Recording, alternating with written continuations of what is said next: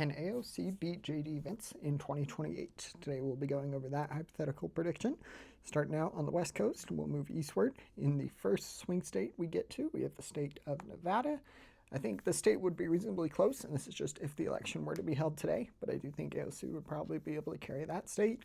Bernie did well in the Democratic primaries in Nevada, so I think that could be a sign that a more progressive outlook would possibly do well in a state like that. It will be interesting to see what happens. These two people probably may not even be the candidates, but still fun hypothetical. And then we're going to get to the next state, the state of Arizona. I think that JD Vance will probably end up being able to win this. I think Nevada is generally more Democratic friendly than Arizona is. In 2020, Biden was able to win both, but more extensive. 2024, Harris lost Nevada and Arizona. So I just think with the national environment being more favorable for Democrats, I think that would increase their chances in the state of Nevada. But I do think at the end of the day, JD Vance would probably be able to win Arizona when compared to AOC, more of the moderate. I think that he would be able to win in a crucial state like that. And then we're going to head over to the other half of the Sun Belt in the state of Georgia. Going to put that into the Republican Party's category as well.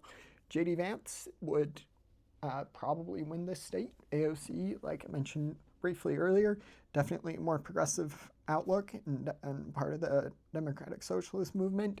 I think that that would probably not play very well with some key swing voters, especially in the swing states, which obviously AOC would need to win to have any hope at the presidency. But as far as Georgia goes, I think the same statement applies, that AOC would probably lose there. We forgot to go over to the district here in the Omaha region.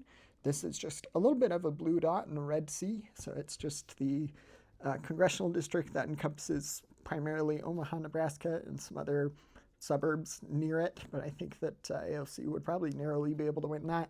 Harris was even able to win it in 2024. So I think if that can happen, I think AOC can probably win it in this hypothetical 2028 prediction.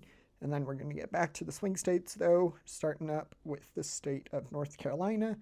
I do think if Georgia is going red, I think North Carolina almost certainly is too.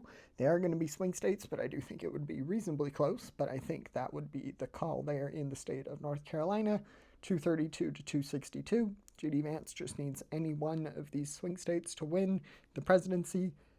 We'll start out with Wisconsin, the smallest by electoral college vote, and end with Pennsylvania. In Wisconsin, I think AOC would narrowly be able to win this state. I do think it would be relatively close, but just because it was, well, in 2024, it was the closest state of the swing states. And I think that the national environment has really improved for Democrats, and regardless of who the candidate ends up being. I think that they're well positioned. We can kind of see a bit of this news in the prediction markets there for 2028, having Republicans at about a 40% chance of winning the presidency. So Democrats certainly have the edge, but I think many parts of that edge would be lowered if AOC were to be the nominee. So I think that, but I think she would still be able to win in the state of Wisconsin. As far as I do think Pennsylvania is probably JD Vance's best hope. I'm torn on the state of Michigan. I think it really could go either way. Generally, it's the middle competitive one between these three.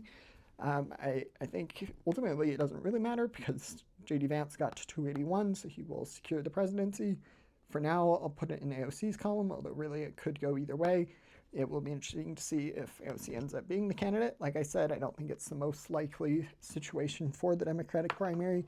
I don't think that would go well and that she would do well in the Democratic primary, but could be wrong. We'll have to see what happens.